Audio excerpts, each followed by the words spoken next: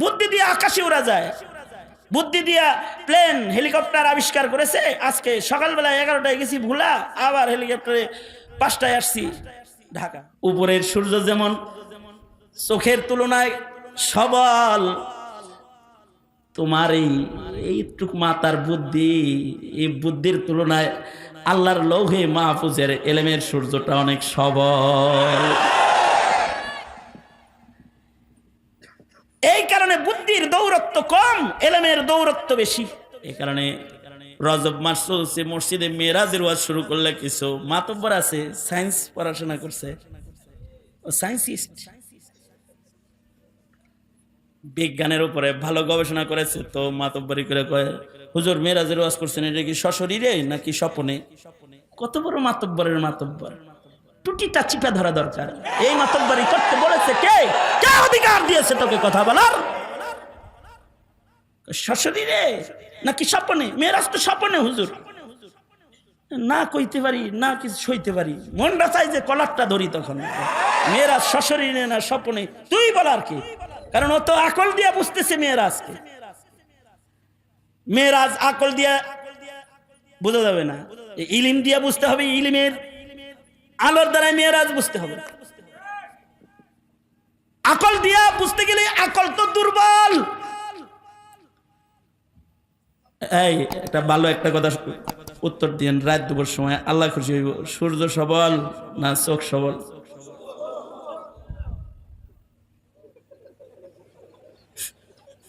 সূর্য সবল না চোখ সবল? সূর্যের আলো বেশি না চোখের আলো বেশি?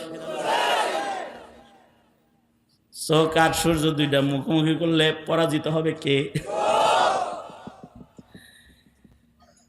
উপরের সূর্য যেমন চোখের তুলনায় সবল, তোমার এইটুক মাতার বুদ্ধি, এই বুদ্ধির তুলনায় আল্লাহর লৌহে মাহফুজের এলেমের সূর্যটা অনেক সবল। এই কারণে বুদ্ধির দৌরত্ব কম, এলেমের দৌরত্ব বেশি। বুদ্ধি দিয়ে আকাশে উড়া যায়, বুদ্ধি দিয়া প্লেন হেলিকপ্টার আবিষ্কার করেছে। আজকে সকালবেলা 11টায় গেছি ভোলা, আবার হেলিকপ্টারে 5টায় আসছি ঢাকা। বুদ্ধি পাওয়ার, বুদ্ধির পাওয়ার। আবার ঘুরে ফিরে রাত 12টায় আসছি এখানে, আরো 2 জায়গায় গেছি, এখানে আইছি। গাড়ি বানাইছে বুদ্ধি দিয়ে, ফ্রুত করে নিয়ে যায়। এগুলো বুদ্ধির পাওয়ার। তবে পৃথিবীর সবচেয়ে বড় বড় বুদ্ধি যারা, ব্রেন যারা, বুদ্ধিওয়ালা যারা আছে, যারা নাসায় বসে বসে বুদ্ধি দিয়ে বাইরে বেরি করে, এরা 12 বছর ভরে মাত্র 5,500 আরবি মাইল উপরে উঠছে। কত বছর? 12 বছরে কত মাইল? 5,500 আরবি মাইল উপরে গেছে।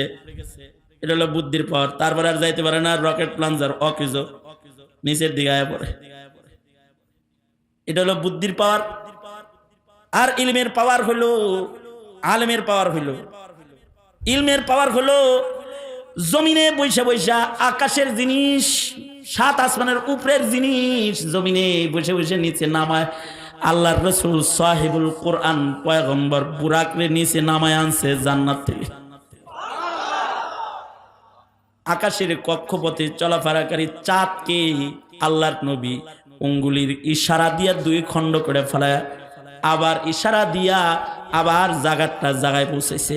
বুদ্ধিওয়ালারা চাঁদে যায়া ফেরত এসে কয় আশহাদু আল্লা ইলাহা ইল্লাল্লাহু ওয়া আশহাদু আন্না মুহাম্মাদান আবদুহু ওয়া রাসূলুহু। ইলমের পাওয়ার দেখে ফেলেছে, নবুয়তের ইলমের পাওয়ার দেখে ফেলেছে, নবীর মুজিজা দেখে ফেলেছে, চাঁদের ফাটা দাগ দেখে ফেলেছে। আল্লাহু আকবার। এ কারণে বুদ্ধি দিয়ে আসমানের তালাক কিয়ামত পর্যন্ত খুঁজে পাবে না। কিন্তু আল্লাহর রাসূল, তোমার আমার নবী, তুমি যেই নবীর উম্মত, তোমার নবী 12 বছর না, রাতের সামান্য অংশে মসজিদুল হারাম থেকে মসজিদুল আকসা ইসরা, আবার সেখান থেকে 7 আসমান পার পয়লা আসমান পার, দ্বিতীয় আসমান পার, তৃতীয় চতুর্থ ষষ্ঠ সপ্ত পার হইয়া আল্লাহর নবী সিদরাতুল মুনতাহা পাড়ি দিয়া জান্নাতের সীমানা সুদ্ধা ঘুইরা জান্নাত দেখা আরশে আজিম পর্যন্ত আল্লাহর রাসূল যাইয়া আল্লাহ তাআলার মুখোমুখি হাবিবে কিবরিয়া মুহাম্মদুর রাসূলুল্লাহ সাল্লাল্লাহু আলাইহি ওয়াসাল্লাম এই সব ঘুইরা আবার চলে আসছেন জায়গায়। কত সময় ফেরত আসছেন? রাতের সামান্য অংশে আল্লাহর রাসূল বলে সুবহানাল্লাহ বলার লেগে রেডি হয়ে রাখ খবরটা ডেলিভারি দিয়ে লই। কতটুকুন অংশে আল্লাহর নবী ফেরত এসেছে। আল্লাহর রাসূল বলেন যেই বিছানায় থেকে উঠে মেরাজে গেলাম ফেরত এসে দেখি সে বিছানায় শুয়ে থাকার গরমি এখনো পর্যন্ত নিঃশেষ হয় নাই। যে শিকল খুলে মেরাজে গিয়েছি ফেরত এসে দেখি শিকল এখনো পর্যন্ত নড়াচড়া করতেছে। যে জায়গায় অজু কইরা তারপরে বোরাকে কদম রেখেছি মেরাজ শেষ করে এসে দেখি এখনো অজুর পানি কাতরা কাতরা গড়ায়া গড়ায়া নিচের দিকে যাইতেছে। তুই এইটা বুঝবি সায়েন্স দিয়া? কাম না এটা। সায়েন্স দিয়া, শুধু সায়েন্স দিয়া এটাকে বুঝতে গেলে, শুধু বিজ্ঞান আর শুধু বুদ্ধি দিয়া মেরাজ বুঝতে গেলে তোর বিজ্ঞান তোকে বলবে আকাশে এমন সীমানা আছে যেখানে কিছু গেলে সেটা বরফ হয়ে যাবে। এরপরে আরো এমন সীমানা আছে যেখানে হারারত আর গরমি হিট এত বেশি যেখানে কিছু গেলে সেটা পুড়ে ছাই হয়ে যাবে। মাটির তৈরি মানুষ হয়ে মুহাম্মদ কিভাবে এত উপরে পার হলো আমার বুঝে আসে না। বুদ্ধিজীবী এটাই বলে থাকে, এ কারণেই অনাস্তিক, এ কারণেই অনাস্তিক। ওর বুঝে আসে না যেমন আবু জেহেলের বুঝে আসে না। হতো আবুল হেকাম, বুদ্ধির বাপ। আবুল হেকাম মানে কি? আবু জাহেলের বুঝে আসে না। আবু জাহেলের দেখা হয়েছে একজন ইলিমুল্লাহর সাথে, নাম আবু বকর। আবু বকর, আচ্ছা বলো তো রাতের সামান্য অংশে মসজিদে হারাম থেকে আকসা থেকে ঘুরে আসা সম্ভব না? সম্ভব না। আর যদি কেউ কয় যে আকাশ ঘুরে আইছে, এটা আরো সম্ভব? পুরা বাবা খাইছে বুদ্ধি কইব। কে বলেছে, কে বলেছে এমন সফর হয়েছে? আরে তোমার দোস্ত যে আব্দুল্লাহর ছেলে আছে না মুহাম্মদ, সবাই বলেন সাল্লাল্লাহু আলাইহি ওয়াসাল্লাম, তিনি কি বলে জানো?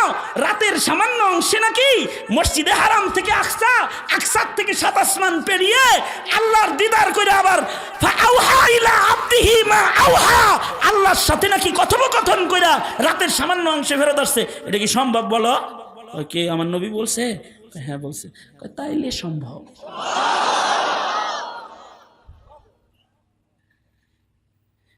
কেন সম্ভব? কেন সম্ভব? আবু বকর ইলমের আলোর দ্বারা মেরাজের দিকে তাকাইছে। আবু বকর বলে সম্ভব, কারণ মেরাজ নবী নিজে নিজে করে নাই, আল্লাহ করাইছে। আল্লাহ কোরআন শরীফে বলতেছেন সুবহানাল্লাযী আসরা, সুবহানাল্লাযী আসরা বিআবদিহি লাইলাম মিনাল মাসজিদিল হারামি ইলাল মাসজিদিল আকসা আল্লাযী বারাকনা হাওলাহু লিনুরিয়াহু মিন আয়াতিনা ইন্নাহু হুয়াস সামিউল বাসীর। আল্লাহ পাক ওই মহান সত্তা যিনি অক্ষমতা, অযোগ্যতা, ব্যর্থতা থেকে পুত পবিত্র, তিনি তার বন্ধুকে রাতের সামান্য অংশে মসজিদুল হারাম থেকে আকসায় নিয়েছে। শুধু এত দূর নেয় নাই, সব পার কইরা আল্লাহ কয় ফাআউহা ইলা আবদিহি, তিনি তার বান্দার কাছে ওহী প্রেরণ করেছে। মা আওহা, এত কাছে পর্যন্ত নিয়েছে, নবী যায় নাই। নিয়েছে কে? আল্লাহ যদি নিয়ে থাকে তো সম্ভব, কারণ আল্লাহর জন্য কোনো কিছু কিনা কাদেরে কুদরতুদারি हरचे खाही आकुनी वहुआ अला कुल्ली शैइन कदीर। তিনি কাদের মুতলাক, সবকিছুর উপরে তিনি সক্ষম। এই জিনিস যখন ইলম দিয়া মেরাজ দেখেছে, তখন আবু বকর নবীজির দেখা হওয়ার আগেই বলে ঠিক আছে ঠিক আছে, ওইটা ঠিক আছে। আল্লাহর রাসূল বলে আবু বকর তুই সিদ্দিক না, শুধু তুই সিদ্দিক আকবর। আল্লাহু আকবার জোরে করে বলে।